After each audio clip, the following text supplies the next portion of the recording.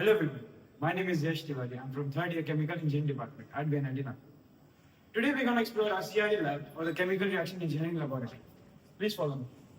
This lab consists of 8 different experiments which took us around 6 weeks of immense hard work, talent, patience, and whatever. Oops. Stop it, yes, don't exaggerate. Guys, he was just kidding. Hi, I am Shrishti, and our first experiment is isothermal semi-batch reactor. The aim of this experiment is to study the second order saponification reaction of ethyl acetate and sodium hydroxide in a semi-batch reactor under isothermal conditions and to experimentally determine the reaction rate constant. So what is a semi-batch reactor? Unlike batch reactor, in a semi-batch reactor, one reactant is added in the batch reactor while other is continuously fed into the reactor in a constant flow rate. Oh, hi. This is Adarsh. And this is our experiment number 2, which is Cascade 3 CSTR in series. So the basic objective of this experiment is to study the kinetics of reaction between NaOH and ethyl acetate in a Cascade 3 CSTRs. So what happened when we put 3 CSTRs in series? The conversion get increased. So the conversion get increased means the more reactant will get converted into products. Oh, hello, it's Kaushik. So this is the experiment number 3, which is isothermal plug flow reactor. So aim of this experiment is to study the kinetics between NaOH and ethyl acetate. Basically, this shows the relation between rate constant and temperature. How by changing the temperature, the rate constant changes. Oops. Hi. It's packed bed reactor. So the aim of the experiment for the packed bed reactor is to determine the reaction rate constant between ethyl acetate and NaOH. This experiment consists of a large tube which consists of unpacked structured packing or random packing, as you can see here. This also consists of 2 rotameters which we can regulate and find the saponification between the ethyl acetate and NaOH. Let's move on to the next experiment. Oh, did you recognize this guy? He's the Arrhenius. But let me introduce the man of the hour, who is Octave Levinspring. Anyways, let's continue with our experiment. So let's move on to the experiment number 8. The aim of the experiment is to study the kinetics between ethyl acetate and NaOH in combined flow reactor. The combined flow reactor consists of PFR and CSTR in series, but it doesn't matter in which order we connect them because the RTD is going to be same, but the performance may vary. Oh, hello. So this is the experiment number 7, which is isothermal CSTR. The aim of this experiment is also same as the isothermal PFR. The only change is the reactor, which is the CSTR. So aim of this experiment is to study the kinetics of between NaOH and ethyl acetate in isothermal CSTR. So even this shows the relationship between rate constant and temperature. How by changing the temperature, the rate constant changes. Okay, so this is our experiment number 6, which is RTD studies in PFR. So the basic objective is this experiment is to plot the different RTD curves after performing this experiment, which is E curve, C curve, F curve. And also we find out the dispersion number from this experiment. So this was our experiment number 6. Moving on to our last experiment, that is RTD studies in CSTR. We are going to study this experiment in detail and walk through the aim, apparatus, theory, procedure, findings and calculation of this experiment. So let's get started. Oh, but wait, before that, you all should know the must-haves before even entering the lab. That is, wearing a lab coat and wearing shoes are compulsory. Also, the other lab safety protocols include never leave garbage in and around the classroom, always clean it up. And never wear open-toed shoes in lab. So you should always wear proper shoes in the lab. Also, always discard any broken glass in the broken glass container. So the broken glass should be thrown into the dustbin quickly so that you don't hurt anyone. And always wear safety gloves when working in the lab. If chemicals get into ice, you should quickly hurry to the ice station and wash it up. Now let's continue with the apparatus for this experiment. This consists of a CSTR. The CSTR has a constant volume of 2.88 liters. The CSTR has an inlet flow and an outlet flow. The outlet flow is the reason we collect the sample and do the further titration with the help of a burette. The burette has NaOH and we do the titration with it. This also has an agitator. The agitator is controlled by the control panel, as you can see here. The control panel has the agitator, on-off button and a regulator to maintain the speed of an agitator. It has a main switch which is on and off and a pump switch. You can see it.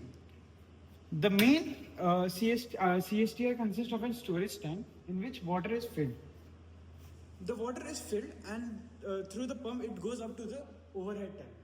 And through overhead tank it goes to the inlet flow and to the CSTR. It all gets regulated with the rotameter. We can adjust the rotameter, we can adjust the flow rate using the rotameter over here. So let me introduce you to the our required glasswares. So these are the two 250 ml conical flasks, one measuring cylinder and one 250 ml beaker. Also we will be needing some tubes, which is a small measuring cylinder simply, which is 14 in number, and a phenolphthalein indicator to know the quantity of tracer. And we will be needing a syringe to put the tracer into the reactor.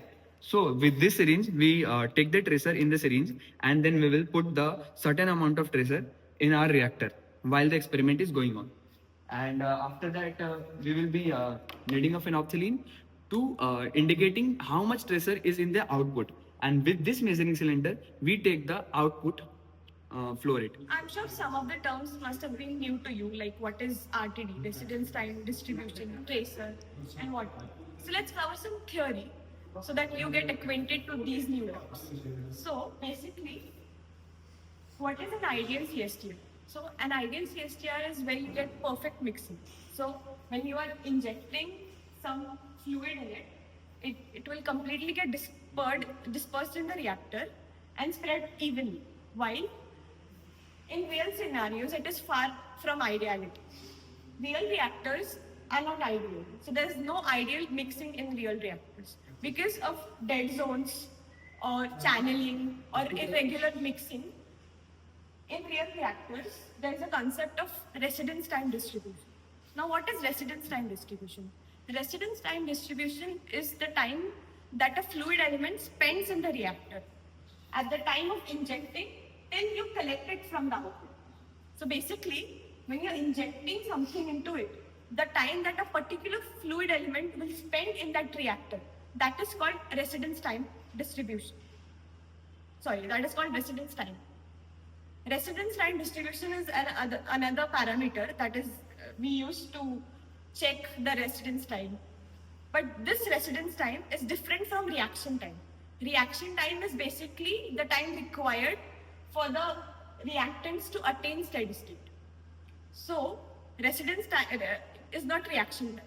Here, in residence time, the reactants don't attain steady state. It is basically the time at the point of injection till it gets out from the reactor. That is residence time. Here, we use a tracer.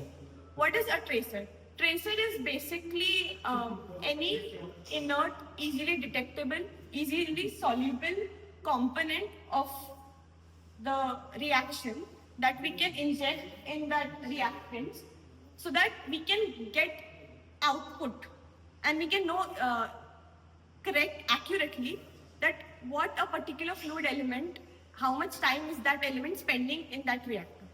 So here in this experiment, we use concentrated H2SO4. You can even use dye or any other type of tracer that can be easily detectable and is inert. We don't want it to reacting with the elements in the reactors. So that is what tracer is used. And also the tracer can be injected in 4 different formats. One is pulse input. Here we inject the tracer in pulse input format. That is, we take a syringe, we fill the tracer in the syringe and we directly inject the tracer through that syringe in one go. That is called a pulse input. The second is step input. In step input, so there is an input flow going on and then you suddenly change the input flow to the tracer concentration. So your concentration C0 gets changed to C1 concentration, that is of the tracer. So that is called a step input. You are directly changing that initial concentration to the tracer concentration and then you are coming back again to the normal concentration, initial concentration. So that is step input. The third is the periodic input. What is a periodic input? So like oscillations, a periodic input is like you inject the tracer at regular intervals. For example, I injected the tracer at t is equal to 0. Then I'll inject at t is equal to 5 minutes. Then again t is equal to 10 minutes. At regular intervals, I'll keep injecting the tracer and see the result. The fourth is random input. Like you can put the tracer and introduce the tracer at any random intervals of the time. These are the 4 inputs. But in this experiment, we are using pulse input. We are introducing the tracer in one, because this is a CSTR. We are using agitator to perfectly mix all the reactants. So that's why we can use pulse input and all the tracer can go in one go and easily get mixed into the reactor and we can get the output. For ideal CSTR, the residence time is calculated as volume of the reactor upon flow rate. So, like Yash told you, volume of the reactor of the CSTR is 2.88 liters upon the flow rate. That is how we calculate for an ideal CSTR. But for a real CSTR, there are some parameters that we should be knowing to find the residence time. Those include the first one is E, residence time distribution function, ET.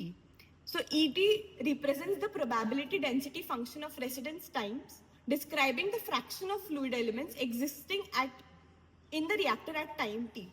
So in a reactor at time t, whatever the fraction of fluid elements are there, those are represented and defined by this function, that is ET. So how do we calculate? So this is an E versus T curve. And how do we calculate it? To obtain ET, a tracer, which is a non-reactive and detectable substance, it is introduced into the reactor as a pulse, and its concentration in the effluent is measured over time. The output is used to create a plot of concentration versus time, which can be normalized to get E versus T curve, which is the exit age distribution curve. Now we will look at the formula of mean residence time, that is T bar. The formula is T bar is equal to integration from 0 to infinity Tc dt upon integration 0 to infinity C dt, which is V volume of the reactor upon flow rate, V upon flow rate. So once you've got the mean residence time, the T bar, and you have the C pulse, that is the tracer concentration in the output. So you can plot a graph of C pulse versus T, which looks like this, or it can look any different depending on your readings. So C pulse versus T bar graph you've plotted, and the area you will get is M upon V. What is M? M is basically the kg or moles of the tracer that you have injected. That is, M is the tracer quantity. So you will get the area as M upon V. So what is M? M is the tracer quantity upon V is the flow rate. So from it, you can calculate the area. Now, to find E, the formula of E is C pulse upon M upon V. So you get the value of E, then you can plot E versus T curve. And the area of E versus T curve is unity. Of course, it's going to be unity because the formula of E is C pulse upon M upon V. So you're dividing the C pulse by the area. So E versus T curve area is going to be 1. It's always going to be 1. That is a fact. Moving on to the next function, that is our F function. Just like E, we also have an F curve. What is F? F is basically the cumulative distribution function, F. It represents the fraction of fluid that has exited the reactor by time t. Ft can be calculated by integrating ET function. So the formula is F is equal to integration 0 to t, E dt. And likewise, the differentiation of F will yield E. So in graphical form, we can plot F curve also. So this is a C versus T dash curve, T bar curve. Similarly, you can plot a F versus T bar curve. So this is transforming C pulse or C step curve into F curve. So F curves look like this. Moving on to the next parameter, variance. So variance measures the spread or width of the RTD curve. It provides insight into the extent of deviation from the ideal mixing, and it is denoted as sigma square. The formula of sigma square is integration 0 to infinity t is the given time minus t bar, your residence time, t bar whole square c dt upon integration 0 to infinity c dt. So it can also be simplified like this. Integration t square c dt upon c dt minus residence times square. Writing it in terms of E, it can be written as sigma square is equal to summation 0 to infinity t square e dt minus t bar square. Or if delta t is constant, for example, see, here you have given readings of t and your delta t is constant, 0 to 4, 4 to 8, 8 to 12. So delta t is 4. So it is constant. So you can change that formula from integration to summation because delta t is constant. So that formula then becomes summation t square e delta t minus t bar square. This is the variance. RTD of real reactors deviates from ideal reactors due to factors like dead zones. So what are dead zones? Dead zones are the region where fluid remains stagnant, leading to longer residence time than expected. Or due to short circuit, where direct pathways are created between inlet and outlet, leading to some of the fluid elements exiting faster than expected. Or due to irregular mixing. If your agitator is not working properly, you should be checking on that. Dead zones in your reactor. RTD will expose all your lazy spots.